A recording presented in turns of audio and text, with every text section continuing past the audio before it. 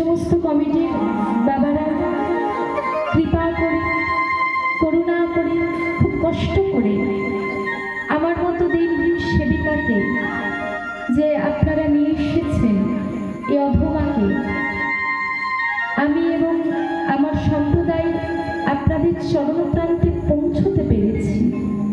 সেই সকল কমিটির বাবাদের প্রত্যেকের চরণে জানাই অসংখ্য অসংখ্য দণ্ডবত প্রণাম।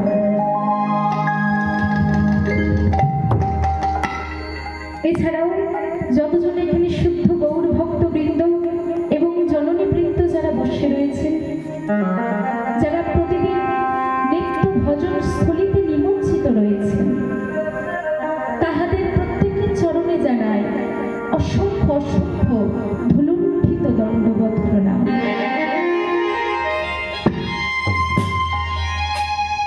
আমার প্রস্তাবনায় ভাষাদোষ, বাক্যদোষ, অলঙ্কার দোষ বহু কিছু ঘটে যাবে বাবা। ভোগ প্রমাণ, বিপস, লিপ্সা, কর্ণা, প্রট এই চারটি দোষই আমার মধ্যে বিদ্যমান রয়েছে। তাই এই চারটি দোষের মধ্যে একটি দোষও যদি আপনারা আপনাদের করুণা দিয়ে এই দিনহীন সেবিকাকে তার ভুলটি ধরিয়ে দেন, আমি নিজেকে ধন্য কৃতার্থ মনে করব। তাই আপনারা যে যেখানে যে অবস্থায় রয়েছেন সেখান থেকে আপনাদের চরণ ধরি যৎকিঞ্চিত অংশ আমার মস্তকে প্রদান করুন, আমায় কৃপা করুন, আশীর্বাদ করুন। সবকার কৃপা এবং আশীর্বাদের শক্তিশালী হয়ে এই মহতী হরিবাসরে যেন কিছু কৃষ্ণ কথা, গৌর কথা বলতে পারি। জানি না কতটুকু বলতে পারবো। আমার মধ্যে না আছে কৃষ্ণ ভক্তি, না আছে গৌর ভক্তি, বিন্দুমাত্র নেই। তবে ছোট থেকে একটা কথা শুনে শুনে বড় হয়ে এসেছি। ছোট থেকে আমি দিদার কাছে মানুষ হয়েছি। ছোটবেলা থেকে আমার দিদা একটা কথা বলতেন, ভক্তের কৃপা যদি তোর মধ্যে থাকে সব কিন্তু সম্ভব হয়। তাই আপনারা প্রত্যেকে আমার কৃপা করুন, আশীর্বাদ করুন। এত সুন্দর এই মহতী হরিবাসরে যেন কিছু কৃষ্ণ কথা, গৌর কথা বলতে পারি। নিতাই গৌর সীতানাথ প্রেমানন্দে হরি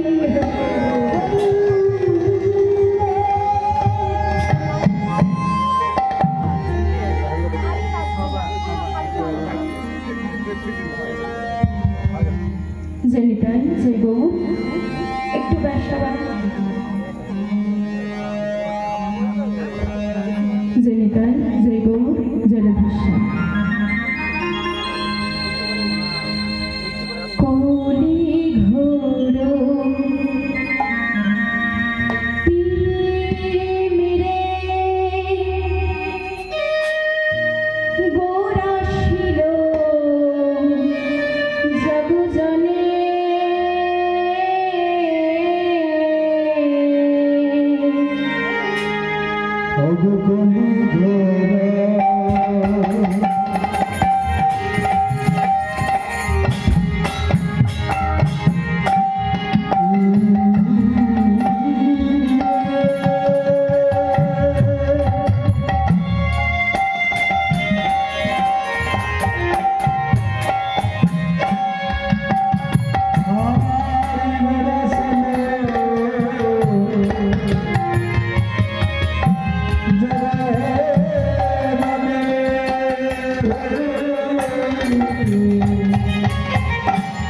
কলি ঘোর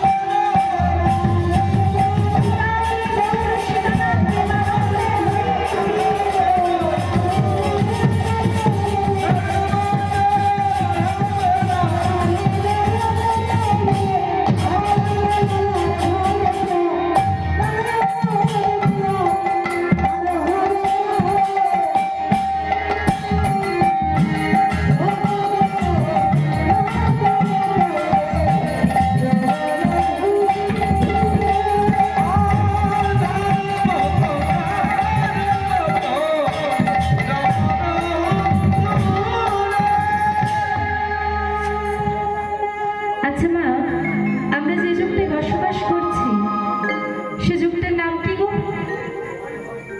কলিযুগ, তাই তো বাবা? আচ্ছা, এই কলিযুগে ধর্মটা কি? আমরা সকাল থেকে সন্ধে পর্যন্ত যাদের সাথে মেলামেশা করি, যাদের সাথে থাকি, আমরা কি তারা প্রত্যেকে মানুষ? এটা গর্ব করে বলতে পারবো?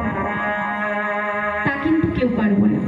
কারণ মানুষের বাহ্যিক রূপটা সুন্দর হলে যে তাকে আমরা মানুষ বলতে পারি তা কিন্তু নয় না। তেমনি আপনি যদি 5,000 টাকা দামের পোশাক পরেন, ওই পোশাকটা পরলে যে আপনি মানুষ হয়ে যাবেন এই গ্যারেন্টি কিন্তু নেই। তাই মানুষ হতে কি করতে হবে? ভেতর থেকে ভদ্র হতে হবে। নিজের মনুষ্যত্বটাকে সঠিকভাবে তৈরি করতে হবে। আর আপনার মনুষ্যত্ব সেদিন তৈরি হবে, আপনি প্রকৃত মানুষ সেদিন হতে পারবেন যেদিন আপনি প্রকৃত ভক্ত চরিত্র আস্বাদন করবেন। তাই পোশাকটা দামি পরলাম, ভেতরে কিছু নেই, ভেতরটা পুরো ফাঁকা, কিচ্ছু লাভ নেই। বলছে মানুষের সম্মান দিলে সে সম্মান ঈশ্বরে নেই, সর্বশাস্ত্রে কয়। একটা কথা সবসময়ের জন্য মনে রাখবেন, মানুষ হয়ে যদি মানুষের পাশে দাঁড়াতে না পারলাম, মানুষ হয়ে যদি মানুষের বিপদের দিনে এগিয়ে যেতে না পারলাম, আপনি দেখতে তো মানুষ বটে বাবা, তাতে কোনো সন্দেহ নেই, কিন্তু আপনার আচার আচরণটা ওই 4 পায়ে ছাগলের থেকেও নিম্ন। তাই সবার উপর মানুষ সত্য, তাহার উপরে কিচ্ছু না। স্বামী বিবেকানন্দ বলেছিলেন, জীবে প্রেম করে যেই জন সেই জন সেবিছে ঈশ্বর। মাগো, আমরা যে যুগটায় বসবাস করছি সে যুগটা কেমন? অত্যাচারী, ব্যভিচারী, দুরাচারী যুগ। যে যুগে মানুষ প্রতি পদে পদে মিথ্যে কথা বলে চলেছে, যে যুগে মানুষ প্রতি কথায় কথায় মিথ্যে কথা বলে চলেছে, যে যুগে 4 ভাগের মধ্যে 3 ভাগ হলো মিথ্যে, 1 ভাগ হলো সত্য, সে যুগটায় আজ আমরা প্রত্যেকে দাঁড়িয়ে রয়েছি। এ যুগে ধর্মটা কেমন যেন? দেখবেন যেখানে যত বেশি খারাপ কাজ হয় মানুষ সেখানে তত বেশি আগে গিয়ে ভিড় জমায়। আর আপনি একটা ভালো কাজ করে দেখুন, কত যে বাধা আসবে তার কোনো শেষ নেই। তাই আমাদের এই অবস্থা দেখে স্বয়ং ভগবান এসেছেন আমার দ্বারে। কোথায় গো? নবদ্বীপ হেন গ্রাম কভু দেখি নাই,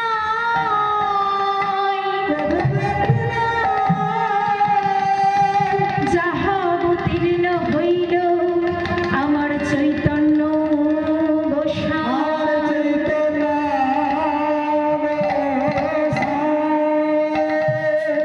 নদিয়ার নবদ্বীপে সচিবা রানী নাই এসেছেন। কেমন রূপে গো? না শ্রী শ্রী গৌর সুন্দর রূপে। মাগো, তিনি কেমন জানো? তিনি এমনই দয়ার ঠাকুর, স্বয়ং নিজে কলিহত মানুষের দ্বারে দ্বারে গেলেন। গিয়ে কি বলছে জানেন? শোনো শোনো, তোমাদের কিচ্ছু চিন্তা করতে হবে না, তোমরা দিবানিশি প্রাণ ভরে হরি নাম করো। কারণ এই কলিযুগের ভবসাগরের পারাপারের একমাত্র তরি হলো এই নাম। শাস্ত্রে বললেন, কৃত যথায়েত বিষ্ণু তেতং যজতা মুখোই, দাপুরে পরিচর্যায়ম কলো তৎ হরিনাম সংকীর্তনায়।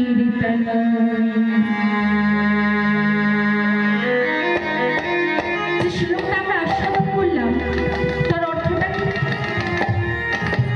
আমাদের মোট কটি যুগ রয়েছে?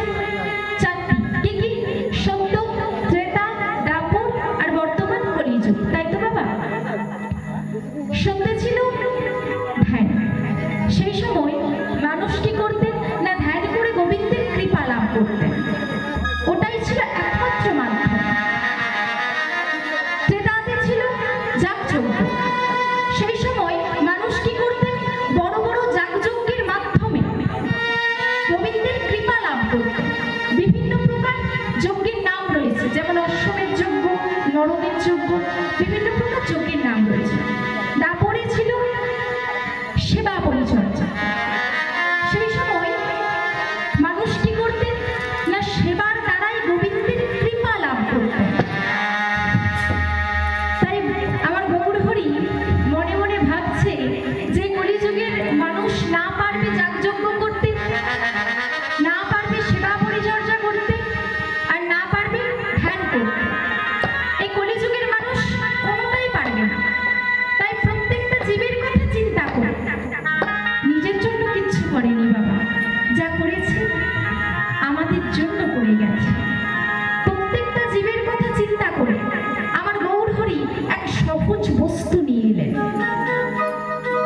আমার গৌরহরি সে বলছে তোমাদের কিচ্ছু চিন্তা করতে হবে না, তোমরা হাতে করো কাম আর বদনে বলো মধুমাখা হরিনাম, দেখবে এতেই তোমরা সহজে উদ্ধার হয়ে যাবে। তাই আমার গৌরহরি এ কথা শুনে সমস্ত নগরবাসী উচ্চ কণ্ঠে দু বাহু তুলে গেয়ে উঠলেন। কি গাইলেন গো? আমার গৌরে ডোরে এই সোনার নদিয়ায় উলুধ্বনি হরিধ্বনি শব্দ শোনা যায় আমাদের গৌরে ডোরে।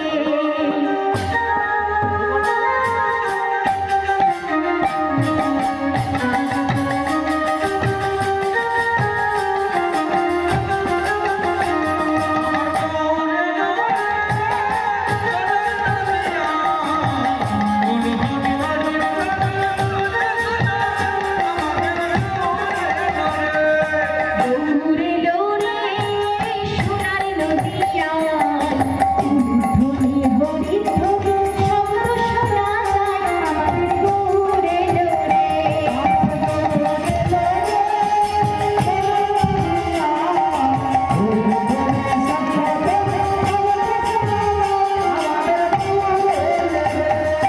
গৌরে ডোরে সঙ্গে আমার গৌরে ডোরে সঙ্গে। ওমা, প্রত্যেকের বাড়িতে গৌর নেতার চিত্রপট রয়েছে তো? রয়েছে? আচ্ছা, কাদের হাত দুটো সদা সর্বদা কেমন ভাবে থাকে গো? নিচের দিকে না উপর দিকে? নিচের দিকে? কি বলছে গো? একটু তুলতে হবে প্রত্যেকে। প্রত্যেকে বসে আছেন, দাঁড়িয়ে আছেন, প্রত্যেকের কাছে অনুরোধ একটিবার দু বাহু তুলে গৌরহরি প্রত্যেকে তুলুন। আমার সঙ্গে সঙ্গে বলবেন, কেমন? গৌরে ডোরে সঙ্গে নিতাই ডোরে, গৌরে ডোরে সঙ্গে নিতাই ডোরে। গৌরে ডোরে সোনার নদিয়া উলুধ্বনি হরিধ্বনি শব্দ শোনা যায় আমাদের গৌরে ডোরে।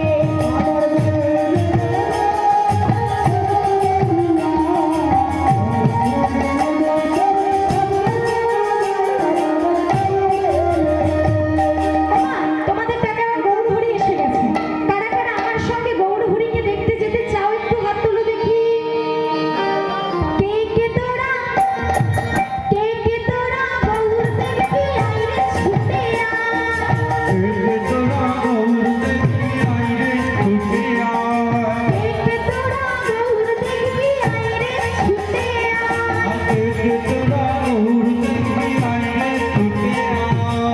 ওমা, তোমাদের দেশে বন্যা হয়?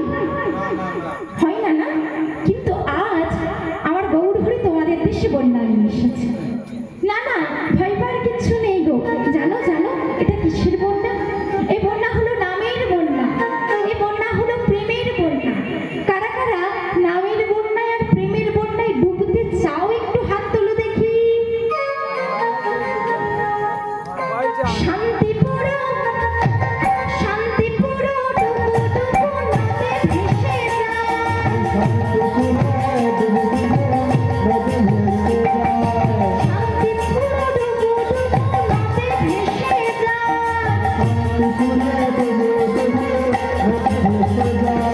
গৌরে লোরে সোনার নদিয়া তুমি হরি হরি শব্দ শোনালে গৌরে লোরে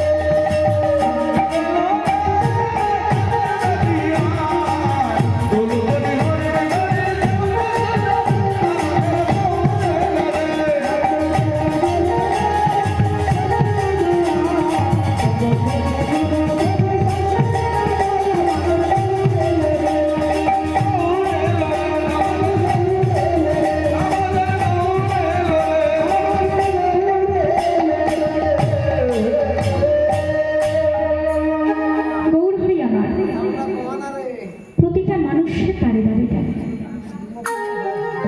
কিন্তু কোনো জাত ধর্মের তিনি বিভেদ রাখলেন না। হাড়ি মুচি জবন বাগদি একে একে প্রত্যেককে বুকে জড়িয়ে ধরলেন। আর কি বললো জানেন? ও ভাই, তোমরা তো দূরে কেন, এসো এসো এসো, কাছে এসো। তোমরা সকলে মিলে একসঙ্গে দুবাহু তুলে হরিনাম করো, দেখবে এতেই তোমরা সহজে উদ্ধার হয়ে যাবে। তাই মা, এমনই আমার শ্রী গৌরাঙ্গের গুণমহিমা। গোরা গুণ কহলে না যায়, গোরা গুণ কহলে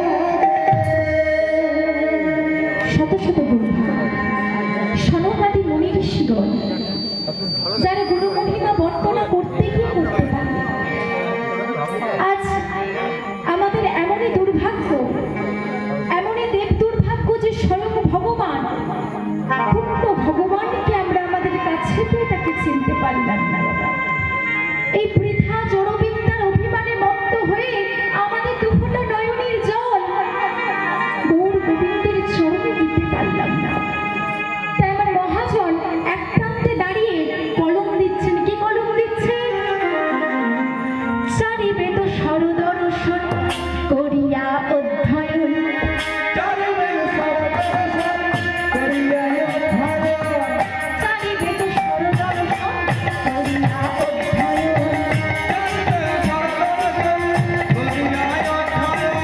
সে যদি গৌরাঙ্গ নাহি ভাজে,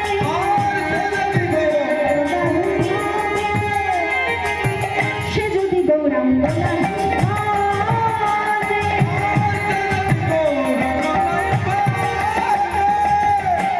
তার অধ্যয়ন লোচনবিহীন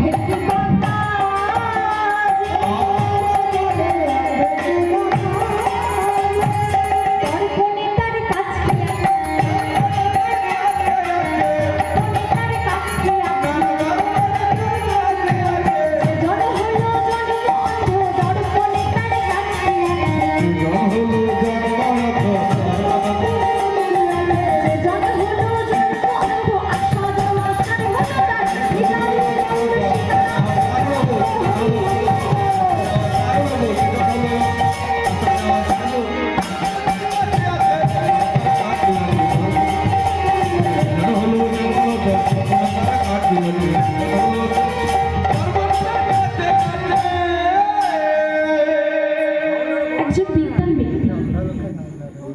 তিনি সারা জীবন ধরে বহু শাস্ত্র পাঠ করে বহু জ্ঞান তিনি অর্জন করেছেন।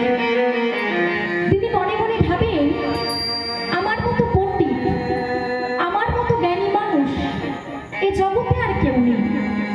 কিন্তু বাবা, বিচার করলে দেখা যাবে মানুষের মতো নিকৃষ্টতম জীব এ জগতে আপনি কিন্তু দুটো খুঁজলে আর একটা পাবেন। তার প্রমাণ আসুন একটা ছোট্ট করে গল্প বলি। সে পণ্ডিত সারা জীবন ধরে শাস্ত্র পাঠ করে বহু জ্ঞান অর্জন করেছে, অনেক দূর পড়াশোনা করেছে। তিনি ভাবেন যে আমার মতো জ্ঞানী, আমার মতো পণ্ডিত, আমার মতো বুদ্ধিমান এ জগতে আর কেউ নেই। কিন্তু তার এখনো গুরু দীক্ষাটা নেওয়া হয়। শাস্ত্রে বললেন, যতদিন জীবের গুরু দীক্ষা নাহি হয়,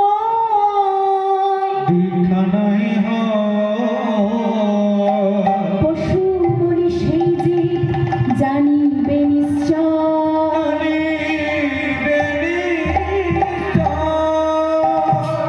শাস্ত্রে কি বললেন? যতদিন জীবের গুরু দীক্ষা না হয় তাকে পশুর সঙ্গে তুলনা করা হচ্ছে। সে পণ্ডিত মনে মনে ভাবছে, আমি সারা জীবন ধরে এত জ্ঞান অর্জন করলাম, এত বড় একজন পণ্ডিত হলাম, কিন্তু আমার তো এখনো গুরু দীক্ষাটা নেওয়া হয়নি। আর গুরু দীক্ষা না নিলে আমার তো এই জীবনটাই বৃথা চলে যাবে। না না, আমাকে এবার একটা সদ্গুরুর আশ্রয় নিতে হবে। এই বলে মা কি করেছে না, সদ্গুরুর সন্ধানে বেরিয়ে পড়েছে। পথে যেতে যেতে কিছুটা পথ যাবার পর দূর থেকে দেখতে পাই রাস্তার ধারে বটবৃক্ষের তলায় এক বাবাজি মহামন্ত্র নাম জপ করছেন। দূর থেকে দেখে মনে মনে চিন্তা করছে, আচ্ছা এনার কাছে যদি আমি গুরু দীক্ষা নিই, ইনি কি আমার সঠিক গুরু হতে পারবে? আচ্ছা এনার কাছে যদি আমি গুরু দীক্ষা নিই, ইনি কি আমার যোগ্য গুরু হতে পারবে?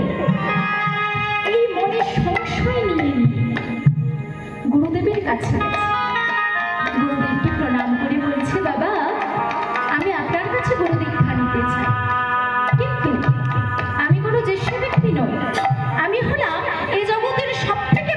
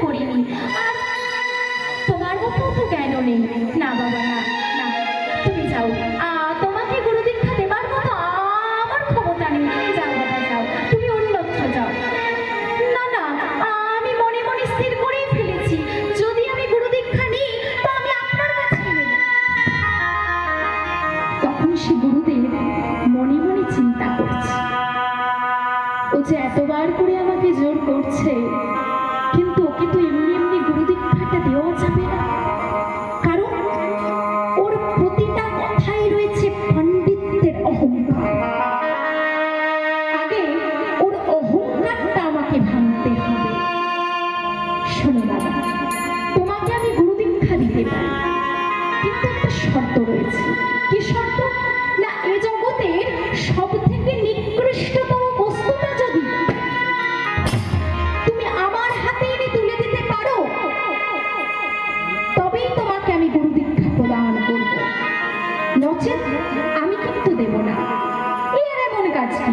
এই বলে সে পণ্ডিত কি করেছে বাবা?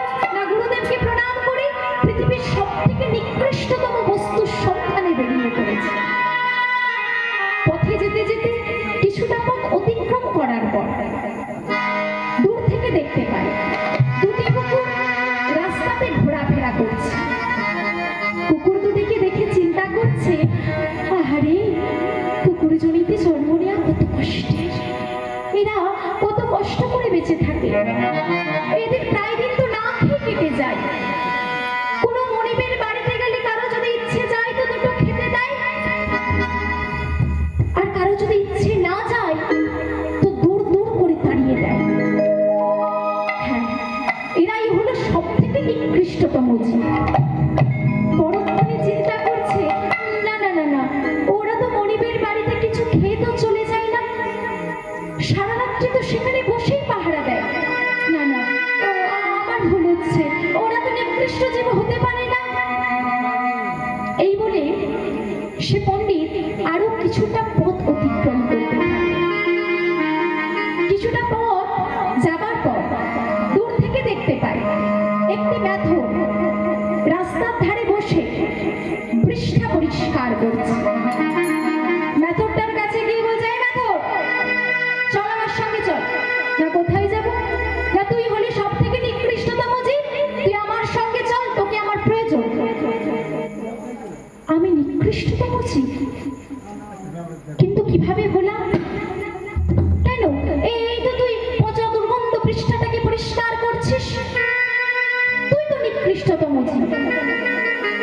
ওহে পণ্ডিত মশাই, আপনি তো একজন বড় পণ্ডিত ব্যক্তি, আপনি অনেক দূর পড়াশোনা করেছেন, আমি আপনার মতো এত বুদ্ধিমান নয়, কিন্তু পণ্ডিত মশাই, একটিবার আপনি একটু বিচার বুদ্ধি দিয়ে ভেবে দেখুন তো, আমি কিছু অর্থের বিনিময়ে পেটের জ্বালায় পরিবারের জন্য এই পচা দুর্গন্ধ পৃষ্ঠাটাকে পরিষ্কার করতে বাধ্য হই, একটা সুন্দর আমি পরিবেশ করে তুলি, তাহলে আমি কেমন করে নিকৃষ্ট জীব হলাম? সত্যি তো, ও তো ঠিকই বলেছে, কিছু অর্থের বিনিময়ে পেটের জ্বালায় এই পচা দুর্গন্ধ পৃষ্ঠাটাকে পরিষ্কার করতে বাধ্য হই। না না না না না, ও তো নিকৃষ্ট জীব হতে পারে না। এই বলে সে পণ্ডিত সোজা সেখান থেকে বাড়ি ফিরে চলে যায়। পরের দিনে নিজে পৃষ্ঠা ত্যাগ করতে বসেছে, বসে বসে চিন্তা করছে, আচ্ছা, এই পৃষ্ঠা তো কোনো ভালো কাজে লাগে না, কারো উপকারও করে না, বরং উল্টে মানুষের ক্ষতি করে, সমাজে দূষণ ঘটায়। হ্যাঁ, পেয়েছি, সব থেকে নিকৃষ্টতম বস্তুটা আজ আমি পেয়ে গেছি। এই বলে মা ওই পৃষ্ঠাটাকে হাতে তুলে নিয়েছে, হাতে নিয়ে বলছে, আজ আমি আমার গুরুদেবের কাছে এই পৃষ্ঠাটা নিয়ে যাব, তাহলে আজ আমার গুরু দীক্ষাটা হয়ে যাবে। বাবু, কেউ যেন ওই পৃষ্ঠা থেকে বলে উঠল, ওহে পণ্ডিত মশাই, তুমি আমায় নিকৃষ্ট করছো? একটিবার একটু বিচার বুদ্ধি দিয়ে ভেবে দেখো তো, আমি তো আগে নিকৃষ্ট ছিলাম না, আমি তো ছিলাম উৎকৃষ্ট, ভালো ভালো সন্দেশ ছিলাম, বড় বড় রাজভোগ ছিলাম, ফলমূল ছিলাম, ঠাকুর ঘরে গেলাম, গোবিন্দের ভোগ দেওয়া হলো প্রসাদ হলাম, আর সে প্রসাদ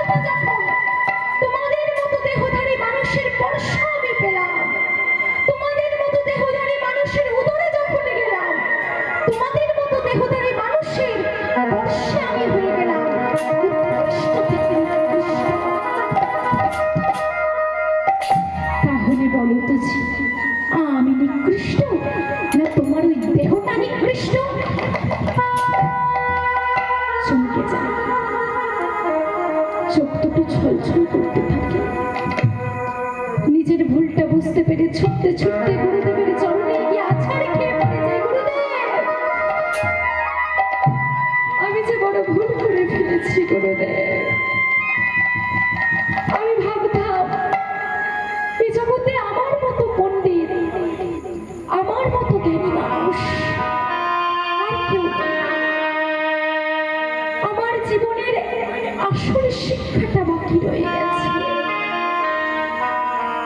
আমার মতো মূর্খ এ জগতে আর কেউ নেই গুরুদেব। সব থেকে নিকৃষ্ট যদি কিছু হয়ে থাকে তা হলো আমার এই দেহটা। এই দেহ ছাড়া এ জগতে নিকৃষ্ট আর কিচ্ছু নেই গুরুদেব।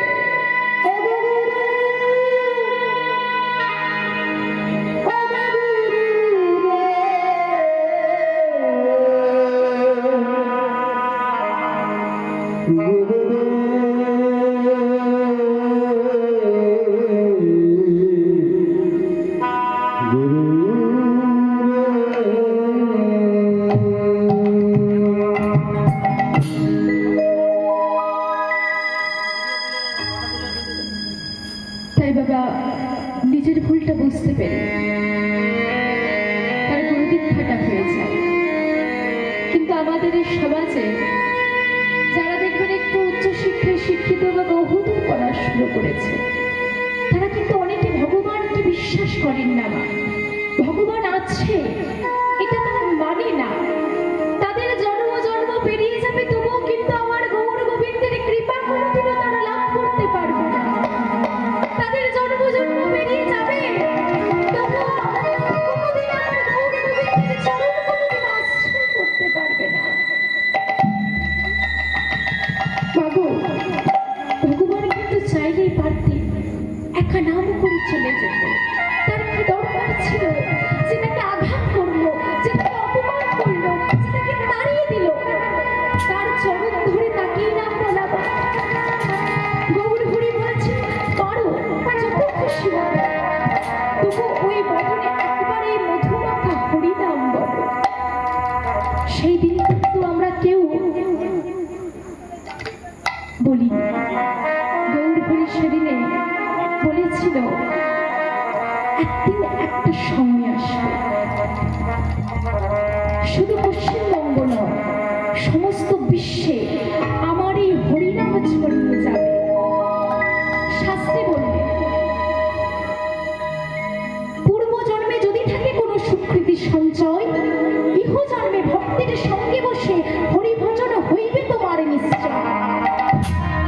পূর্ব জন্মে যদি কোনো সুকৃতি তুমি করে থাকো, এই জন্মে একসাথে বসে ভক্তির সঙ্গে হরিভজন তুমি করতে পারবে, যেটা আমরা এখন করছি। কিন্তু যাদের নাম করতে ভালো লাগে না, নামে যাদের রুচি নেই, তাদের জন্য কি বললেন? বলছে পূর্ব জন্মে যদি থাকে কোনো পাপ, ইহ জন্মে হবে না তোমার নামে রুচি। জানবেন বাবা, যাদের নাম করতে ভালো লাগে না, নামে যাদের রুচি নেই, পূর্ব জন্মের কোনো একটা বড় পাপ তাদের রয়ে গেছে। তাই এই জন্মে নাম থেকে তারা এতটা পিছিয়ে রয়েছে। তাই গৌর হরি যেদিন আমাদের মধ্যে সশরীরে বিরাজমান ছিলেন, সেদিন তো তাকে আমরা এই দিনটা দিতে পারিনি। যখন এত ভক্তবৃন্দ আজ আমরা একত্রিত হয়েছি, আসুন প্রত্যেকে আমরা গৌর হরিকে স্মরণ করি, একটা মহামন্ত্র নাম জপ করি। আমার সঙ্গে সঙ্গে প্রত্যেকে আপনারা করবেন। হরে কৃষ্ণ